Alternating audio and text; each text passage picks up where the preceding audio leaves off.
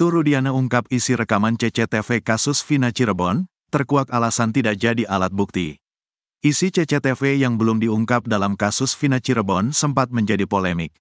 Ayah Muhammad Rizky atau Eki, Ibtu Rudiana, akhirnya memberikan penjelasan soal CCTV tersebut.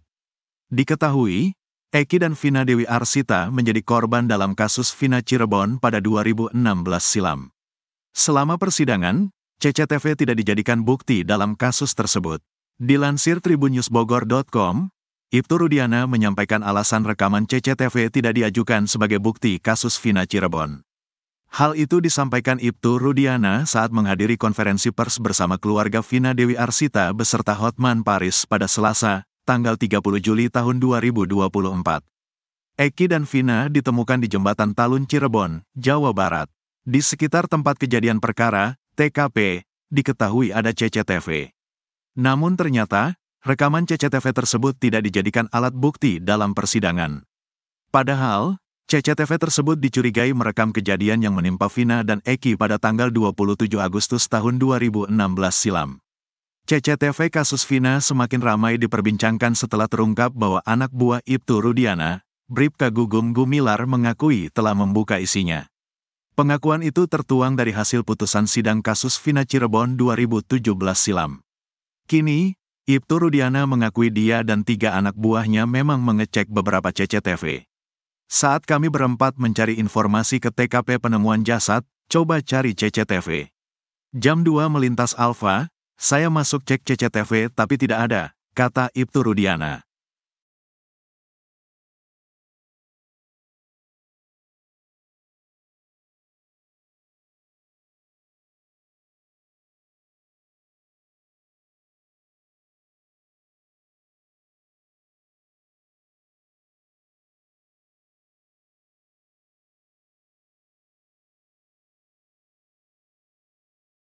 Susno 2J, sekak Ibtu Rudiana usai tolak hadiri sidang PK. Ibtu Rudiana menolak untuk hadir dalam sidang peninjauan kembali, PK, kasus Vina Cirebon yang melibatkan pemohon eks terpidana Saka Tatal. Hal ini secara jelas disampaikan oleh kuasa hukum Ibtu Rudiana, Pitra Romadoni. Dia menekankan bahwa pihaknya tidak akan menghadirkan kliennya yang merupakan ayah almarhum Eki itu di sidang PK. Pitra menjelaskan bahwa Ibtu Rudiana tak perlu hadir di sidang tersebut karena tidak ada bukti baru atau novum. Karena kami melihat tidak ada novum di situ, bukan novum, kami tidak akan menghadirkan Ibtu Rudiana, kata Pitra Romadoni dikutip dari Kompas TV, Minggu, tanggal 28 Juli tahun 2024. Namun jika ada bukti baru, kata dia, ada kemungkinan Ibtu Rudiana bisa dihadirkan di sidang PK. Namun sejauh ini, kata Pitra, tidak bukti baru yang luar biasa di sidang PK tersebut. Kecuali novum itu sangat wah dan luar biasa, gitu loh, kata Pitra. Tidak ada bukti baru yang kita lihat di situ, jadi tidak perlu, sambungnya. Menanggapi hal ini, Eks-Kabareskrim Susno 2J menilai bahwa Ibtu Rudiana sebaiknya hadir jika memang dipanggil untuk hadir di persidangan. Sebab, forum tersebut merupakan forum resmi. Kalau memang ada permintaan ya sebaiknya hadir. Kenapa hadir? Karena itu forum resmi, forum pengadilan, kata Susno 2J. Dalam pengadilan ini, kata Susno, bisa jadi kesempatan untuk Ibtu Rudiana membantah tuduhan yang diarahkan kepadanya. Misalnya mengklarifikasi apa yang disampaikan Saka Tatal. Seperti terkait kejanggalan-kejanggalan yang selama ini menjadi perbincangan soal kasus Vina Cirebon.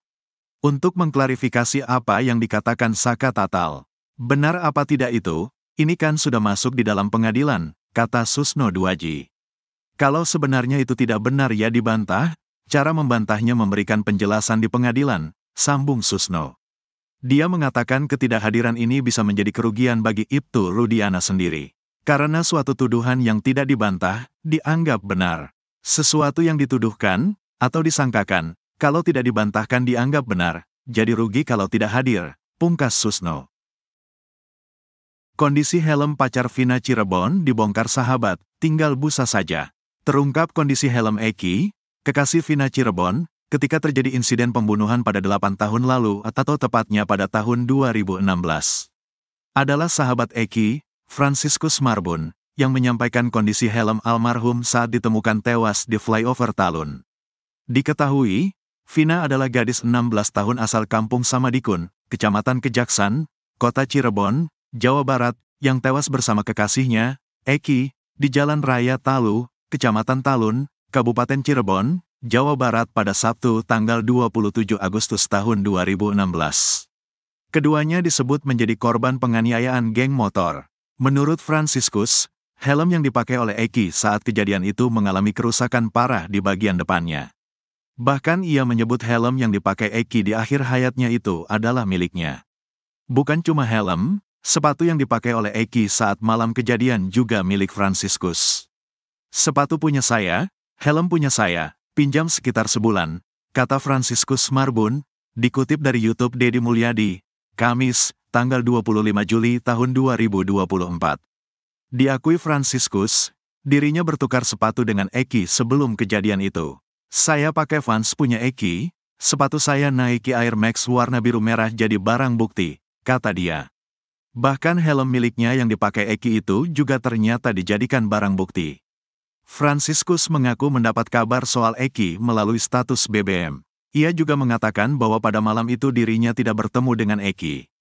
Dapat kabar dari anak-anak XTC, ada yang bikin status di BBM, ungkapnya. Awalnya ia mendapat foto Eki dan Vina saat masih berada di jembatan. Lalu ia mendapat kabar lagi kalau keduanya sudah dibawa ke RSUD Gunung Jati. Dapat kabar Eki sudah dibawa ke kamar mayat, kata dia. Sebagai sahabat, Franciscus pun sempat melihat jasad Eki dengan kondisi yang mengenaskan. Saya masuk ke dalam, sempat nangis, lihat dia dimandiin darahnya masih keluar, tangannya sudah turun, ungkapnya. Franciscus juga sempat mengambil foto helm miliknya yang terakhir dipakai oleh Eki. Menurutnya, helm kit berwarna merah putih itu sudah dalam kondisi rusak bagian depannya. Helm bagian depan pecah, tinggal busa, full darah bagian dalam, katanya sambil memperlihatkan foto helm tersebut. Pecah yang plastiknya, yang kerasnya. Helm belakang cuma lecet doang, ungkap dia lagi. Tak hanya itu, Franciscus juga mengungkap kalau selama kenal dengannya Eki tidak pernah terlibat konflik dengan siapapun. Selama sama saya sih gak pernah tawuran, gak pernah ribut dia, ujarnya. Ia juga mengatakan kalau Eki tak pernah cerita bahwa ia sedang ada masalah. Kalau dia ada masalah pun pasti cerita. Justru pada tahun itu, pamornya Eki yang malah naik, yang dikagumin banyak cewek malah Eki, tandasnya. Sementara itu, pemilik bengkel di sekitar TKP, Oki mengatakan bahwa saat ditemukan posisi Eki masih menggunakan helm. Oki rupanya merupakan saksi yang pertama kali datang di TKP. Kata polisi, ayo gotong, buka helmnya, jelas dia. Kemudian Oki pun membuka tali helm yang dipakai oleh Eki. Saya cuma buka talinya doang pak, ada orang yang bukain helm karena disuruh oleh petugas polsek, terus tangannya kena darah, kata Oki lagi. Ex-napi kasus Vina Cirebon bawa 13 bukti anyar di sidang PK. Ex-narapidana kasus pembunuhan Vina Cirebon dan Eki, Saka Tatal, telah menyiapkan bukti baru yang akan disampaikan dalam sidang peninjauan kembali alias PK. Tak tanggung-tanggung, Saka Tatal membawa 13 novum atau bukti baru dalam sidang PK kasus pembunuhan Vina Cirebon. Diketahui, Vina adalah gadis 16 tahun asal kampung Samadikun, Kecamatan Kejaksan, Kota Cirebon, Jawa Barat, yang tewas bersama kekasihnya, Eki, di Jalan Raya Talu, Kecamatan Talun, Kabupaten Cirebon, Jawa Barat pada Sabtu tanggal 27 Agustus tahun 2016. Keduanya disebut menjadi korban penganiayaan geng motor. Saka Tatal menjadi satu di antara para terpidana, yang saat ini masih mendekam dalam penjara. Terbaru, Saka Tatal, satu di antara terpidana kasus pembunuhan Vina Cirebon dan Eki, yang saat ini telah bebas, mengajukan gugatan peninjauan kembali alias PK. Adapun sidang PK perdana Saka Tatal atas kasus pembunuhan Vina Cirebon tersebut berlangsung di Pengadilan Negeri Cirebon, Rabu, tanggal 24 Juli tahun 2024. Novum yang sudah dibacakan sebanyak 9 novum, ujar kuasa hukum Saka Tatal, Riswanto, saat diwawancarai wartawan di sela-sela waktu istirahat sidang yang digelar di Ruang Cakra PN Kota Cirebon, Rabu, tanggal 24 Juli tahun 2024. Sidang yang berlangsung lancar ini sempat diskors untuk memberikan waktu bagi pihak pengadilan dan kuasa hukum untuk mempersiapkan penyampaian novum tambahan. Nanti ada tambahan novum yang akan dibacakan setelah sidang kembali dimulai, jadi sekitar ada 13 novum yang dibacakan, ucapnya. Riswanto juga menegaskan, jumlah novum yang diajukan mencapai 13, dengan tambahan 4 novum yang terdiri atas sekitar 17 lembar dokumen.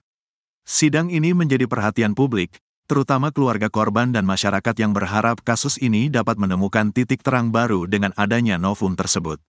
Sidang selanjutnya telah dilanjutkan dengan agenda pembacaan keseluruhan novum. Untuk diketahui, Saka merupakan satu dari 8 terpidana kasus meninggalnya Vina dan Eki. Mereka ditemukan di Jembatan Talun, Kabupaten Cirebon, tanggal 27 Agustus tahun 2016. Akibat kasus ini, sebanyak 8 orang, termasuk Saka, dibloskan ke dalam penjara. 7 orang dijatuhi hukuman seumur hidup, sedangkan Saka dihukum 8 tahun. Saka saat kejadian masih di bawah umur. Saka mengajukan PK setelah Pegi Setiawan menang dalam gugatan pra-peradilan mengenai status sebagai tersangka dari Polda Jabar. Pegi ditetapkan sebagai tersangka ke-9 setelah ditangkap di Kopo, Bandung, Selasa, tanggal 21 Mei tahun 2024. Ketegasan Hakim Sidang PK, Saka Tatal, satu di antara terpidana kasus pembunuhan Vina Cirebon dan Eki, yang saat ini telah bebas, mengajukan gugatan peninjauan kembali alias PK. Adapun sidang PK perdana Saka Tatal atas kasus pembunuhan Vina Cirebon tersebut berlangsung di Pengadilan Negeri Cirebon, Rabu, tanggal 24 Juli tahun 2024. Diketahui, Vina adalah gadis 16 tahun asal Kampung Samadikun, Kecamatan Kejaksan, Kota Cirebon, Jawa Barat, yang tewas bersama kekasihnya, Eki, di Jalan Raya Talu, Kecamatan Talun, Kabupaten Cirebon, Jawa Barat pada Sabtu tanggal 27 Agustus tahun 2016. Keduanya disebut menjadi korban penganiayaan geng motor. Saka Tatal menjadi satu di antara para terpidana, yang saat ini masih mendekam dalam penjara. Dalam sidang PK perdana Saka Tatal, ketegasan Hakim Ketua, Rizka Yunia sudah terlihat. Hakim Rizka Yunia tampaknya tak pandang bulu untuk menjaga agar sidang PK tersebut berjalan sesuai aturan. Pada awal persidangan, Rizka Yunia mengingatkan soal tata tertib persidangan. Rizka Yunia juga mempersilakan pengunjung dan media untuk mengambil gambar di awal sidang. Nanti setelah sidang dibuka, kami batasi untuk mengambil gambar, tegasnya. Sebelum sidang, pengunjung sudah diingatkan untuk tidak makan dan minum di dalam ruang sidang. Bahkan Rizka Yunia juga sempat menyinggung kuasa hukum Saka Tatal yang menangis sebelum sidang dimulai. Kami kasih waktu, ibunya masih nangis soalnya, kata dia lagi. Hakim Ketua juga sempat menegur kuasa hukum Saka Tatal karena menerima telepon di dalam ruang sidang. Dilarang menerima telepon selama persidangan, ponsel silakan disenyapkan, ujar Hakim Rizka. Kemudian setelah sidang dimulai, ia tiba-tiba meminta kuasa hukum berhenti dulu membacakan tuntutan. Rupanya Hakim Rizka Yunia menegur Saka Tatal yang terlihat mengantuk.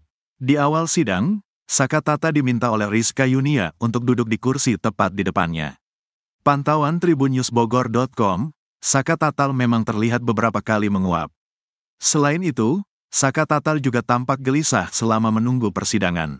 Sebentar, pemohon ngantuk, tanya Hakim Rizka Yunia ke Saka Tatal.